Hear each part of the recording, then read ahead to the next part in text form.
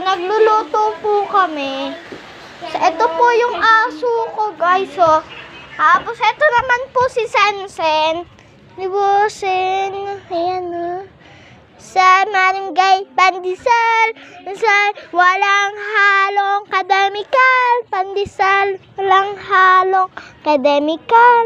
Hello, mga kadrol. Ako pala si Sunset. Ako po si Sensen. Nagbablog po ako, taga Mulawin Elementary School. Nag-aaral lang po ako doon. So guys, sabi niyo guys, nag-aaral po siya daw. Tapos ayun po. Malunggay, pandesal, walang halong chemical. Yan po yung electric.